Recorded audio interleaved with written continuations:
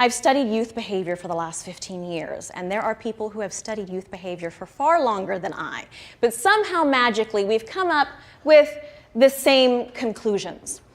And that is that there's something uniquely just different about youth, something that stands them apart from different age groups. What is it? They desire a certain purpose, and they desire to make an impact on the world around them. So what do youth do with this desire and this search for meaning and this hunger that they have? So what they can actually do with it can lead them into two very opposite directions and destinies when we look at it from an extreme perspective. Every child is potentially the light of the world, and at the same time, it's darkness. Abdu'l-Baha. So essentially, a child can walk a path of light and contribute positively to their community, or a child can make dark choices and contribute to the darkness that we already see in the community. So what does it look like to be a contributor of light in the world? Some of you may know of and heard of Malala Yousafzai. She grew up in Pakistan to a family of humble means, and essentially she was living in an area where the Taliban were banning her and other girls from getting an education.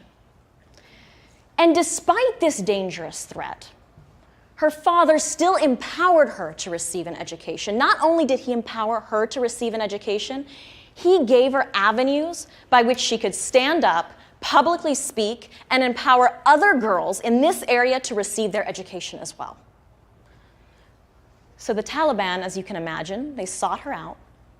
They shot her in the face.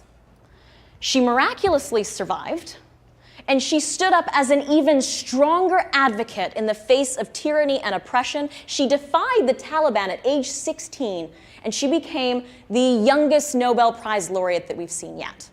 And then we have these youth.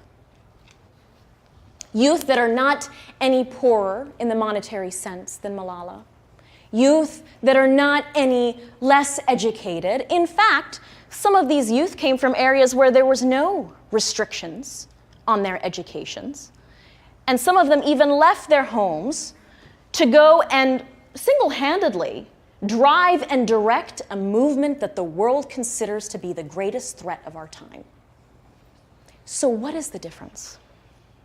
What is the difference? Why do we have youth that choose to follow a path of light and contribute to the betterment of humanity? And why do we have youth that make choices like these? What I did observe was this, that some youth, we'll call them the light givers, were empowered to see the light within them. We're empowered to see the spiritual attributes within them. We're empowered to see their nobility and their worth. And they were provided with positive avenues by which they could contribute these attributes to the betterment of their society, fulfilling that longing that they have to make an impact and a difference. In fact, when I looked at some of the cases of these youth radicals, I found some similarities. And the similarities were this. These youth felt ostracized. They felt alone. They felt lonely. They didn't feel like they can contribute to their community. They didn't feel a sense of belonging. And then you have groups like ISIS recruiting them like this, essentially, in a simplified version. Come here. You can belong here. We have a brotherhood and a sisterhood here. You're important here. You can move the world here. What you do, the world will see here. You'll be powerful here. And we lose them. What a waste of potential light givers of the world. So what do? Nothing. Nothing unless we first change our attitudes towards youth. We first have to change the way we see them. We have to understand that they're very important agents of change. And then we need to support them undergoing, so supporting neighbors and family and friends and youth around us, support them in undergoing activities, empowering activities like, for example, the Junior Youth Empowerment Program that's happening in neighborhoods around the world, or support foundations like the Mona Foundation, which not only supports the academic education of underprivileged youth around the world, but also their moral education and their empowerment. And provide ways that they can serve in their communities and feel that sense of belonging. And in this process, we're already mentoring them. We're giving mentorship to individuals and youth and children who do not have the emotional support that we need.